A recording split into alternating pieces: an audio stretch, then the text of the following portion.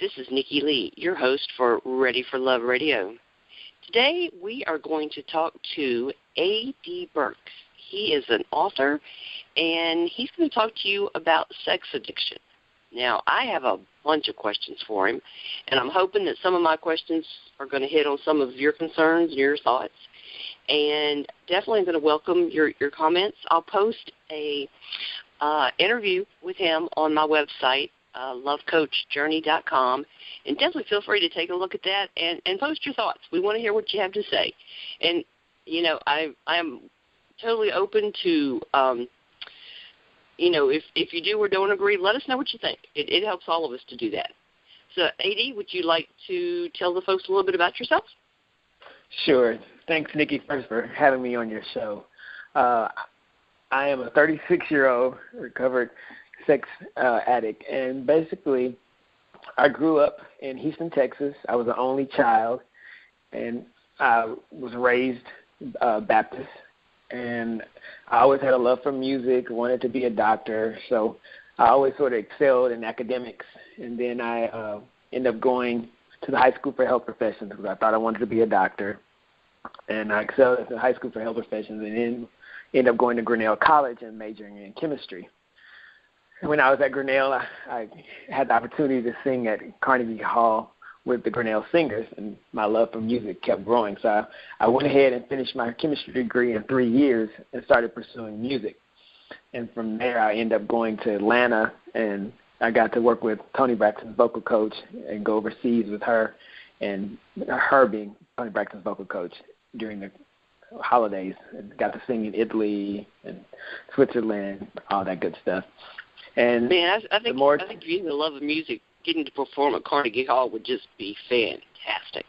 Yeah, it was. I mean, we were. What happened was our director was sanctioned by the state of Iowa for our sesquicentennial piece. It was called Broken Ground. So that's the choir was able to sing there, and it was, of course, an amazing experience. Just the structure of the building of Carnegie alone, and then to be able there and know your voice is resonating throughout it is amazing. I've heard that. Oh, yeah, it's amazing. That is so cool. Well, I think we're going to talk about a lot of... Go ahead. Oh, okay, yeah.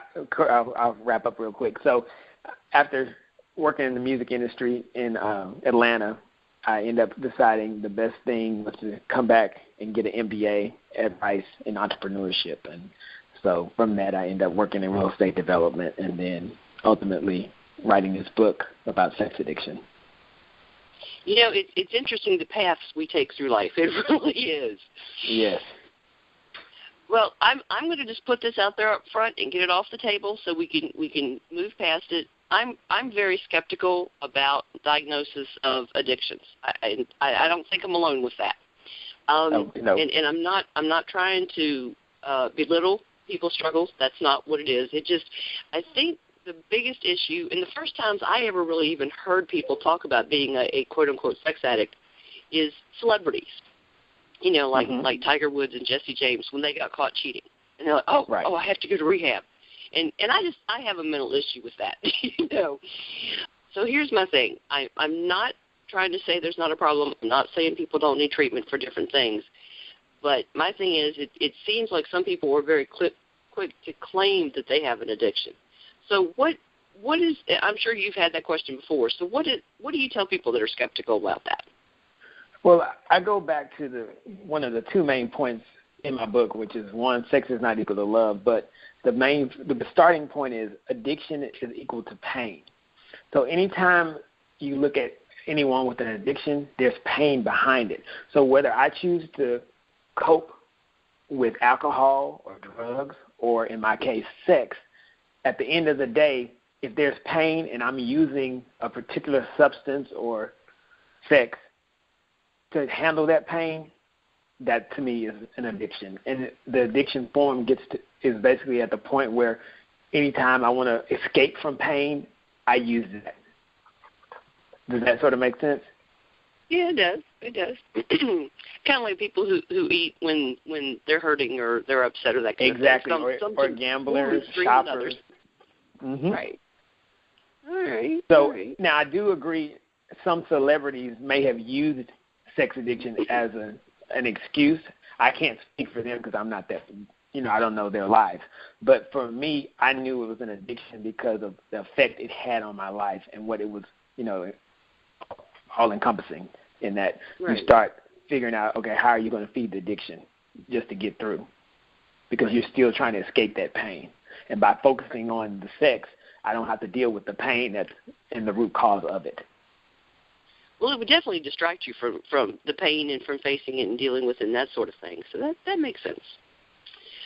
So what are some of the signs or the indications that a person would really be a sex addict? Well, remember, I am not a licensed professional counselor. I'm not a certified sex, But for that, to get definitive psychological answers, you might want to look at Patrick Carnes' book, Facing the Shadow, and the book Out of the Shadows. And they're more clinically defined terms. To give sort of a layman's term of an addict and characteristics, you start looking at what they're doing and when are they going and having sex? Is it because they're in a loving relationship, or is it they're having sex just to get away from the pain? So some of the signs may be, for instance, watching porn. That was a big trigger. And what you feed your mind, you start, wanting to act out. And that was one of the biggest things for me. The more porn I watched, the more things I wanted to experience. So to me, watching porn regularly, going to bathhouses, just having random sex, anonymous sex, those type of behaviors and the escalation of those behaviors are key signs for sex addicts. Now, the problem with sex addiction versus alcohol and drugs is you don't really see those signs on the outside. If someone's doing drugs, the physical signs of it are usually evident track marks. But with sex addiction, you don't really see it, especially because after the sex addict, has that high of the sex, they might be performing even better than before because they're on a high. But those signs they're so subtle, which makes the addiction so much more, diabolical. True. I hadn't thought about that because, like you said, that it's real obvious if like a person's drinking so much and that sort of thing. That kind of thing you're going to notice. But that's a good point. I like that. So what? Well, and I was asking for layman's terms because I'm thinking, what can just your normal person or a friend and family notice that may be an indication that there's a problem? It's going to be real hard given the addict to me because I think it goes back to there aren't just obvious signs. But I know me personally, I was always running, trying to go somewhere else. You're constantly on the move. Right. Versus sort of being just calm. There's always needing to be somewhere because you're running. And it's really no clear-cut evidence. I think there's what I call the addictive cycle. And, you have that stage where you feel depressed after the sex. And maybe family members or friends will start noticing a slight withdrawal, and maybe they can pick up on that. But usually sex addicts are so good at it, covering it up, you really won't know. So to me, it might be easier for a partner to know that their partner is dealing with sex addiction because the intimacy of love and love making versus the sex, and they're just having sex and they were able to see, okay, well, why are you watching porn? Are you, masturbating excessively? All those are different signs that can tell, okay, do I have a sex addict on my hand? And I think, not to always go back to the book, but if you look at some of the behavior I had in my book, watching porn, going to clubs, doing all those different things, all that feeds into it. Also, look at their friends because sex addicts are always going to surround themselves with things that will feed their addiction. And given that you need people for sex, look at their friends and look at their behaviors and see what they're saying about those people too. Because as I said, we all heard the phrase "birds of feather flock together." Sex addicts are going to insulate their environment and their world with fellow sex addicts? Well, it would seem, and this, I've written a lot of articles and talked to a lot of people about, if they think they have a cheating spouse.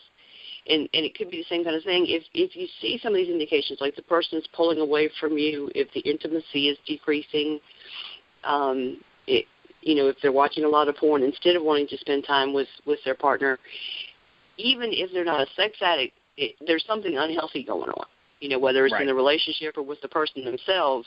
So that should be a red flag. But like I said, even if it's not a full-blown addiction, it's still something that the person needs to admit to themselves and to their partner, say, there is a problem here of some kind. We need to get some help. We need to look into this and just see what's wrong. I think a lot of people don't do that just normally in a relationship if they see issues. And one of the things I tell people is one of the first signs that you've got a situation in your relationship you need to address is if the kissing stops, or if you rarely kiss the person, or it's just kind of a peck on the cheek, kind of like a habit sort of thing, But if you start to see problems, especially in a long-term relationship, you need to do something about it, But I think people don't like to admit that, and they don't want to talk to a stranger about that kind of stuff. Right. But it's what we don't address that can't be resolved. And so you've got to definitely be able, someone has to, in a relationship, has to speak up and say, hey, I'm noticing some changes here. What's going on? Because like you say, if it's you normally are kissing or touching, whatever form of intimacy you and your partner normally have, and it stops, something's wrong. Right. And it's going to be different for each couple. But, I mean, they even if you don't suspect there's something serious going on, you notice when there's a change, Oh, yeah. So, now you mentioned that how the person feels afterwards, after they're having this anonymous sex or just with random people, that sort of thing. What about guilt after having random sex or even with somebody that and say you see them several times, but you still have that guilt afterwards? Would that be a part of this, or is that different? I think the guilt comes after once the addict recognizes there's an addiction, because when you look at addiction, it's all about self. So it's about getting your needs filled. So you really aren't concerned about what effect your actions are having on others, because you're in such pain. You're just trying to get a release from it, because it's easy for us to just look at the addiction. Okay, this person's doing this, and then they stop doing it. But you still haven't gotten to the root. Until you get to the root of the pain, then that person can go back and assess, you know what, my actions are hurting others. And then at that point, there can be some remorse. Okay, that's a good point. What about personal guilt? Because I know a lot of people have guilt associated with sex in general. And obviously, if you have that feeling just normally, especially people that aren't married, that were brought up in a really strict household and that sort of thing, may have that situation. And I would think that, if you have that guilt with, even if it's like premarital sex with one person or that sort of thing, if you were having sex with a lot of people, and especially people that you don't really know and that sort of thing, I would think that would really amplify that guilt. Or am I? Yeah, I think it goes back to the more comfortable you get in your sin, and say the sex addiction is your sin or whatever it is, the guilt starts waning versus maybe at the initial you think, oh, this isn't right. Because I remember, as I talked about in the club, I remember the first time I went to this club, I was like, I really shouldn't be here. But as I started going to it more and more often, it was like, oh, okay, that's just normal. And it's not until you totally remove yourself, then that guilt comes. But I think the guilt is what happens initially. And once you put in your mind, okay, this is okay, I don't need to feel guilty for it, then it goes away. Yeah, it seems like we become immune after a certain point. The more you go against what you know in your heart is right, or what your conscience is telling you is right and wrong. I mean, the more you fight that, the more dull it gets. And you just exactly. It's not an issue. And I think the best thing to do then is at that initial onset, as soon as you realize, okay, I'm starting to feel guilty about this, go and talk to someone, because then you can catch it before it goes to a whole nother level. Right. Cool. Okay, all right, that all makes sense. I like asking these questions that just pop into my head because you never know where it's going to lead. Absolutely, and I say one road leads down to another, so if it's going to be the road that's going to get somebody some help, it's definitely the right road we should be going. Well, that's and like we talked about before we started recording, you never know what's going to resonate with a person. So if something pops into my head or your head, it's probably popping into someone else's head too. Yeah. So what can you tell us about the treatment program for sex addiction? How does that actually work? Okay, so they actually have what are called CSAT,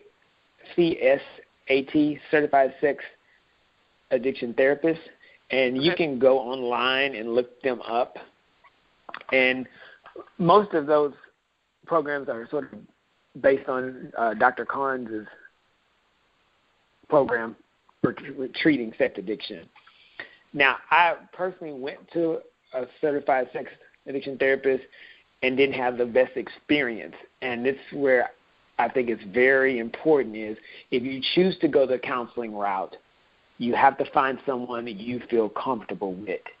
And I think my true sort of breakthrough came once I got with another counselor who wasn't a certified sex addiction therapist, but we meshed.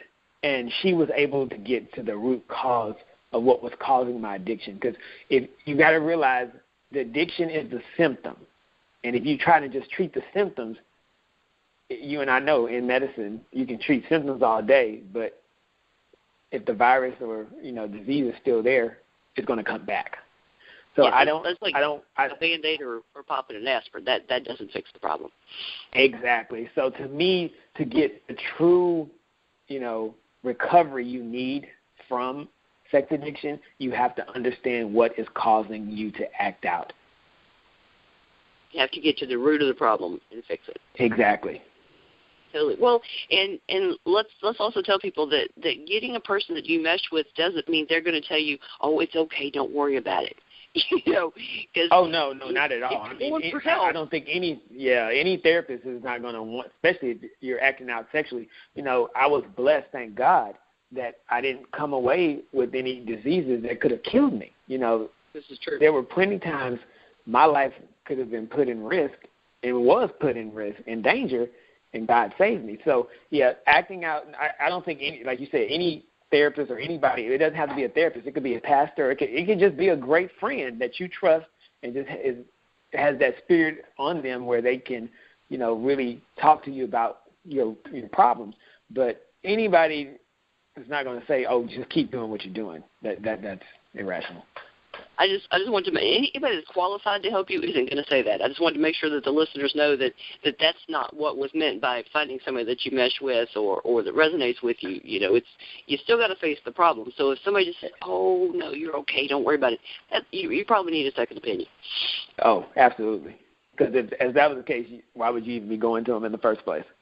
Exactly. It's about being supportive, not just giving you a free ride for stuff. So now something else, and this is a little bit off topic, but I think while we're talking about sexual behavior, I think it is important to mention and this is something I'm going to delve into more in another show, is the impact that religion can have on our relationships and on our sexual behavior and how we feel about it.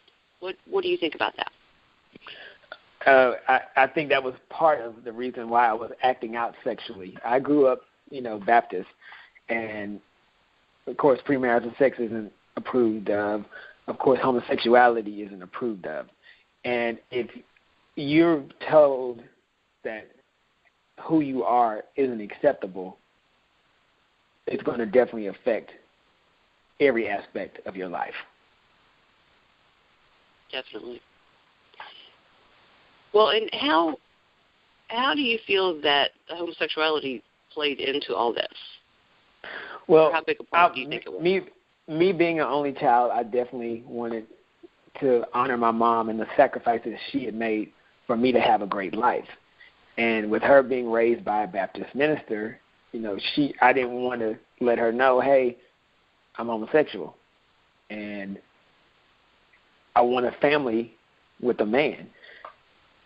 That was just a concept I wasn't comfortable relaying to her because I knew how much pain and hurt it would cause her.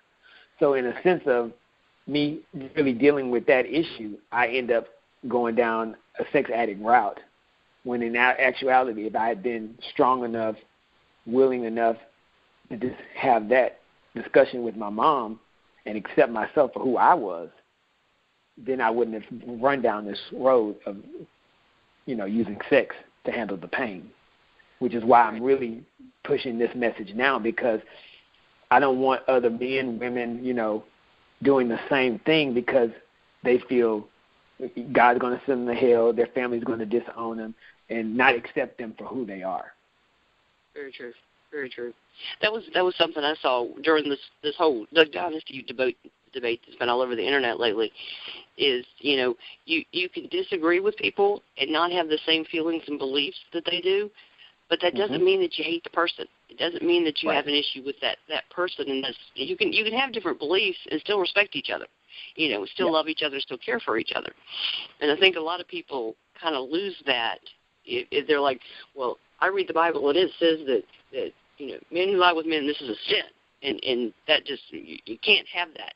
And it's like, people, you need to learn to be more tolerant of other people, and we all have something in our lives that we believe that somebody else has an issue with. I don't care who you are.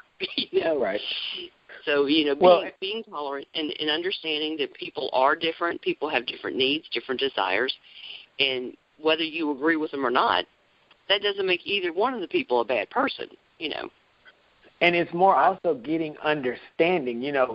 Everybody will cite the Bible, but they don't know the context in which it was written. I have, and this was very big for my acceptance of myself, is having people that are theologians and who understand the Bible and who are able to explain to me, yes, when that Bible verse was written, men having sex with other men was an abomination, it was also at the time where God was trying to build a nation. So if a man is having sex with another man, then his seed isn't able to produce. So you got all that being left out of context.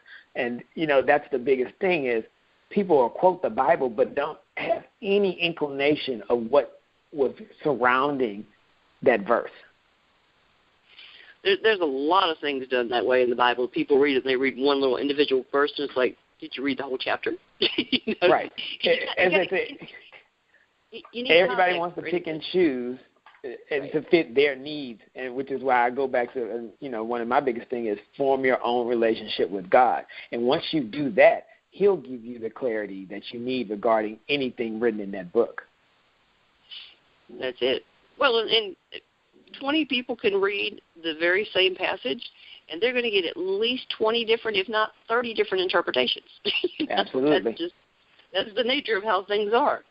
Which is why it's so important that each person, that's why it's so important each person have their own relationship with God, because at the end of the day, no one can send you to hell or heaven but Him. Well, the thing is, it's not going to do you any good to, grab on the coattails of somebody else's relationship. It's just not going to do you any good. Especially when you have problems and trials and tribulations to go through, that's not going to be of any use to you whatsoever. It's you personally, and it's not necessarily, it doesn't have to be involved with an organized religion. You have to attend such and such a times a week kind of thing. And I think that's something that's becoming a bigger thing for people. And there's even an option on Facebook to put down that you're not a specific religion, but you're a spiritual person. And I know a lot of people kind of poo-poo that, but you can be a spiritual person. You can feel that you have a relationship with God. You can understand the Scriptures and find comfort from the Scriptures and this sort of thing without the quote-unquote organized religion mentality that so many people have. Well, and I think everybody has that organized religion mentality because of society. Ever since mass production, everything needs to keep being the same way, and we get into this whole group think, and everything needs to be one way. When you look back at the society, the world as a whole, you had so many different things. Definitely. And we all know how society goes when you don't fall into the little niche everybody thinks you're supposed to fit into. Right. But if you look at the people who end up breaking through, it is the ones who don't follow the norm. And everybody's, Exactly. And then see everybody else catches up. So. Yes, exactly. So it goes back to be your own person, form your own relationship with God. It is like, come on, people, catch up. There's good stuff up here. Exactly. Oh, that would get me in trouble with my dad. Hey, you know. One other thing, we're actually going to do a whole other show together where we talk about his book and the details and his program. But one of your messages is sex is not equal to love. That's something that, I mean, they need to teach a class about that in high school. They really do. It's funny you mentioned that because I even thought about doing a whole campaign regarding that for children, because if, you know, our society promulgates sex throughout it. It's on TV, radio, internet, as I say, even in the book. You got kids texting and sexting on their phones. So it's everywhere, and they're inundated with it, but there's no framework for them to understand the concept of sex. So a lot of people, and especially addicts are searching for love. They want to feel love. I think everybody wants to feel love. And so what happens is you start equating every time I have sex, I'm being loved, when in actuality, that's not true. Well, and how many times do you hear teenage girls that when they finally face the fact that, you know, sleeping around is just not really the answer, and they're like, well, he said he loved me, you know, or I didn't get love at home, you know, my father wasn't in the picture, whatever, and I needed love, and so I went out and had sex with people I thought cared about me, you know. Absolutely. So there's definitely a mental disconnect for a lot of people that just because you're having sex with a person does not mean that they love you.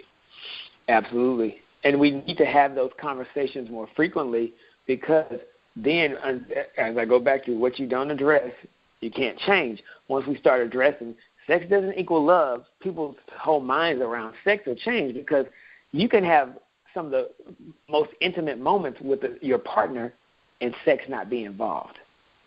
Well, a lot of people don't understand that sex and intimacy aren't the same thing. You can have one without the other easily. That's true. You know, absolutely. But now, if you have both, that's incredible. Yes, it is. It gets almost to the spiritual realm. Well, it does. Well, that's like people talk about tantra, and you mention that, and they're like, oh, that's that God thing. It's like, no. You know, this is a connection on a level that if you've never experienced it, and I've got a friend that used to tour with, like, you know, huge rock bands, and so sex had plenty of that, but he's never had any kind of real intimacy with somebody. I'm like, you just don't understand what you're missing, you know. Right. But, yeah, that's, I don't know, it's something people really, it'd be amazing, even if you could get married, committed couples to understand intimacy is a whole nother level of a connection between two people. And like I said, it doesn't just include sex. There's so much more to it. Yeah, the reality is sex will not keep your relationship. Oh, I was going to say, in terms of another book, that there's a book called Hooked, and it talks about how the brain works once you're having sex. And that would be actually another thing when you're asking about is an addiction. If you look at the effects of drugs, there's scientific research showing, you know, the chemical activity in the brain of sex addicts, it mimics that of drugs and alcoholics. How sex, as far as, you know, thoughts, feelings, actions, all that sort of thing, how it affects the brain, it is just really fascinating stuff. Oh, yeah. Okay, well, let me see, because we kind of hit a little bit on quite a few of the things I want to talk about, and then, like I said, we're going to talk more about why AD decided to get into sexual-related and relationship-related topics, and why he just felt the need to reach out to people in more detail. And we're going to tell you more about his book also. So thank you very much for listening in today. And the big question, folks, is, are you ready for love?